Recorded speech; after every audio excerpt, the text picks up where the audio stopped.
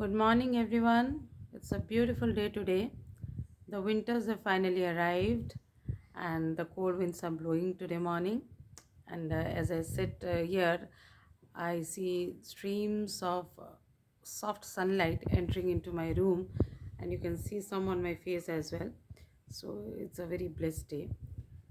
Today, as I sit here, I was thinking of the last encounter of Lord Rama with Ravana, and I wanted to share that with you. When Rama hit his last arrow at Ravana's navel, Ravana fell to the ground, but he was still breathing. It was then that Lord Rama told Lakshmana, his brother, to just go and get some knowledge from the very learned Ravana. As we all know, Ravana was a very renowned scholar. He had great ability to rule. He was a great administrator. He had great knowledge of the Vedas and all the Shastras, and he even wrote the Shiv Tandav Strotam, if you have heard that. Jatatavi Galat Jala Pravaha Pavitastale Galevalam Balambita Bhujangatunga Malikam Tamat Ninadamada Marvayang Chakara Chandra Tandavang Tanotuna Shiva Shivam. This is what Ravana wrote. So he was a very learned scholar, and Lord Rama told Lakshmana that before Ravana passes away from this earth, we should actually retain some of his knowledge. So better go to him and get some knowledge. Request him to impart you some knowledge. So when Lakshmana, though he was not very happy uh, at what his brother had said, because he had little regards for Ravana, who had abducted his sister-in-law and created a lot of trouble for them. But still, abiding by his brother's words, Lakshmana went to Ravana, sat near his head, and spoke loudly. He said, "O king, now you have very little time left on this earth. So before you pass away, give me some knowledge, and by imparting this knowledge to you, lessen some of the sins that you have done." Ravana listened to Lakshmana, but he just moved his head away. He did not utter a word. Saying this, Lakshmana became very angry, and he went back to Rama and told, "Brother, I did go and approach Ravana to give me some knowledge about what he has learned in this world, but he just moved his head away." So, hearing this, Rama asked Lakshmana, where were you sitting when you requested him for knowledge? So Lakshmana said that I was sitting near his head. I was sitting near his head and I was speaking loudly so that he could hear me clearly. But hearing this, Rama said, whenever you go to approach someone for knowledge, you have to sit near his feet because he becomes your guru. So he asked Lakshmana, just accompany me, come there, and we'll together we'll go and approach Ravana.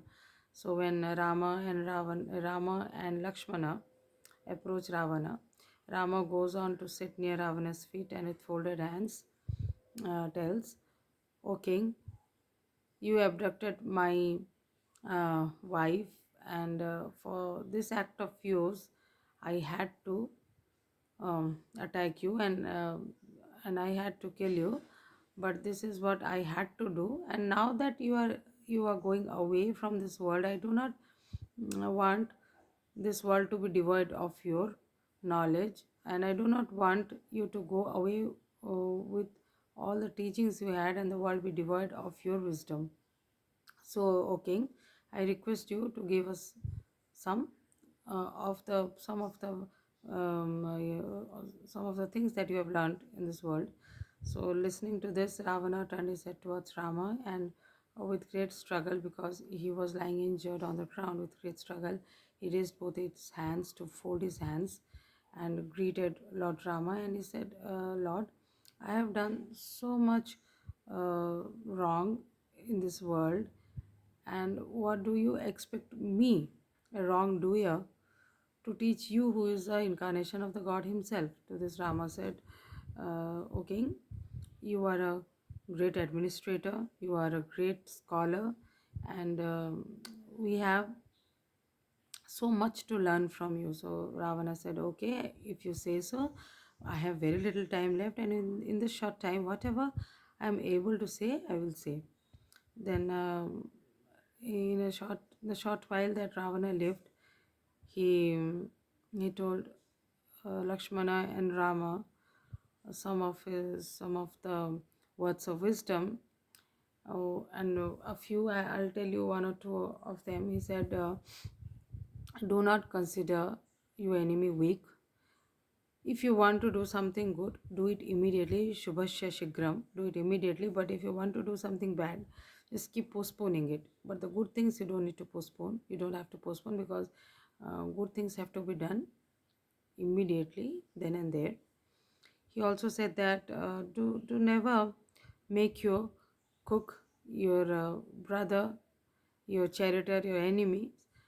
People close to you should never be your enemy, because if they are your enemy, they are likely to cause you more harm. And he also said that never disclose your life's secret with anybody, because Ravana had disclosed to Vibhishana that his life was in his navel. This information cost him his life, because Rama could not kill Ravana by removing his 10 heads, but he could kill him by hitting the arrow at his navel. So these are some of the lessons that Ravana taught Lakshmana. From this story, we learn that a person may be good or may not be very good, but from everybody there is a scope to learn, and we should make all efforts to learn whatever you can from even a child, or from anybody we come across. We need to learn. We have to keep the doors of our hearts, minds open. We have to keep our eyes, ears, and all our senses open to receive. We should be receptive. Knowledge. Rama had so much knowledge, and he was a great king. He was a very able administrator, a great friend, a great gentleman, but still he wanted to learn something from Ravana. So we should always have that humility in us, and we should always be ready to learn, because knowledge is inexhaustible. Uh, it's a personal feeling also. Sometimes I come across certain things which I have never known, but one day I learn and find that it was such an obvious thing, but how come I have not known about this in all these years? So knowledge is inexhaustible. Whatever however we may know, and whatever we may know, and however we may think that we know so much, there is so much more to learn, to gain.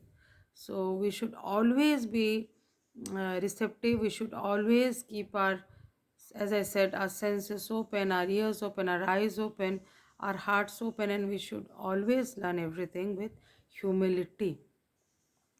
Even the Lord was trying to gain knowledge from someone who was once his enemy, someone who had done a lot of vice in this world, but still the Lord was trying to gain something from him. So with this, I think we had a good time talking to you this morning. I had a good time. I think you also had a good time talking, listening to me this morning.